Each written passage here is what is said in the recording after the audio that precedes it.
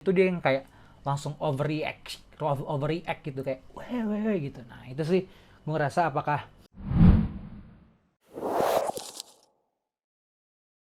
ya. Selamat datang di The United Wave. Sekarang di setup gue seperti biasanya, biar coba kita bervariasi dengan setup dari YouTube-nya The United Wave. Jadi untuk pembahasan di episode kali ini atau di video kali ini, gue pengen membahas tentang Marcus Rashford ya. Lebih baik pergi atau bertahan?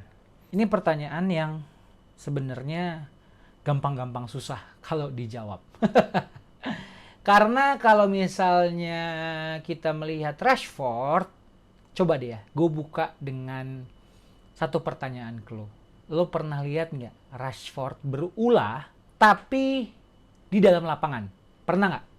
Ya, karena kalau dia main jelek tuh ya udah gitu. Karena dia pesepak bola. Pasti naik turunnya ada, tapi lebih sering turun gitu.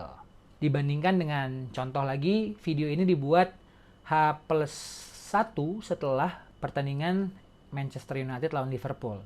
Yang dimana juga di situ tertangkap kamera Anthony katanya itu ngegerutu, ngomel, gara-gara disuruh jadi back kiri oleh Erik ten Hag. Nah, itu satu kondisi yang pengen gue coba diskusi sama lo ya. Apakah Rashford pernah? Kalau emang pernah, kapan gitu? Karena gue di sini, gue kayaknya seinget gue nggak pernah deh ke klub malam.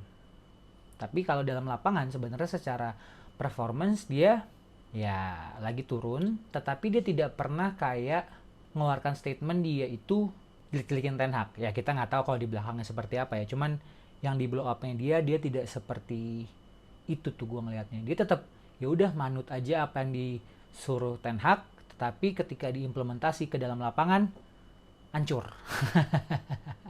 Terlepas yang menang kemarin lawan Liverpool, tapi kan lo lihat juga babak kedua, akhir-akhir babak kedua dia hampir bikin gol. Cuman sayangnya dia lagi sial, tendangannya melebar.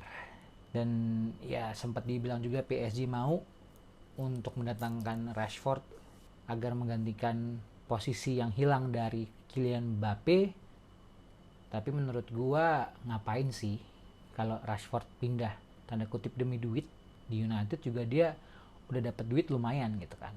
Jadi mendingan ya udah dia tetap di United, tapi membuktikan bahwa kapasitasnya dia sebagai golden player di golden age-nya dia harus bisa lebih baik lagi. Kalau gue pribadi sih ya udah kasih aja semusim lagi gitu. Kalau gue soal Rashford, meskipun ditawarkan katanya mau tuker tambah sama Kolomuani atau Gonçalo Ramos, ya itu mah beli aja lah kalau emang bisa beli dan proses dealingnya bisa lebih tidak merugikan United secara cost untuk beli pemain baru, ya why not gitu kan. Harga 75 juta pound sterling juga untuk Rashford ke PSG juga ngapain.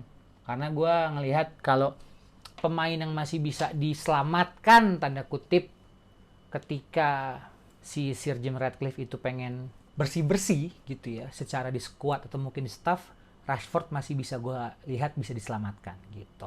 Dan juga apalagi kalau musim depan katanya nih boardnya United juga udah setuju untuk pembelian Michael Olise atau Michael Olise ya. Jadi harusnya bisa lebih padu dengan nanti rotasi pemain bisa lebih banyak di sektor winger kiri atau winger kanan.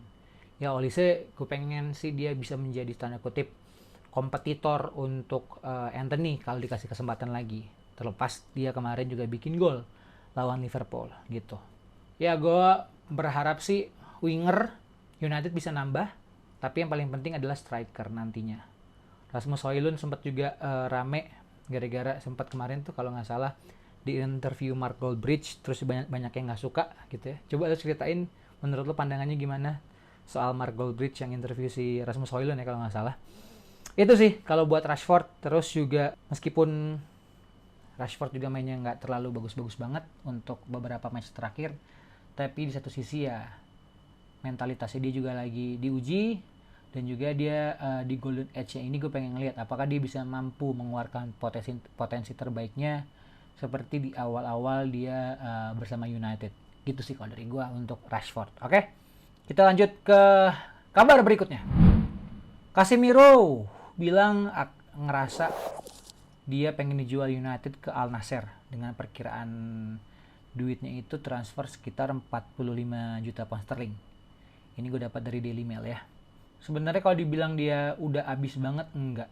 Cuman semenjak kita lihat dia sering mendapatkan kartu, dan lo lihat deh pas pertandingan apa gitu ya, gue lupa ekspresinya pas dapat kartu kuning dari wasit tuh dia yang kayak langsung overreact gitu, kayak weh gitu. Nah itu sih gue ngerasa apakah dia sudah kena mentalnya di situ, karena wasit tuh seperti terlihat gampang sekali memberikan dia kartu, tapi memang dia kadang suka telat juga tuh untuk bisa ada intercept atau mungkin dia ada untuk defense, dan itu suka dimanfaatkan oleh lawan-lawannya untuk Casemiro dapat kartu kuning. Kalaupun tapi sampai dijual, gue harap peran dari Casemiro itu bisa transisi dipindahkan ke Kobbie Mainoo. Terus pendampingnya siapa? Itu dia, harus beli satu pemain lagi lah, atau nggak mungkin 2 pemain muda yang potensial. Gue juga belum bisa sebut namanya siapa gitu ya,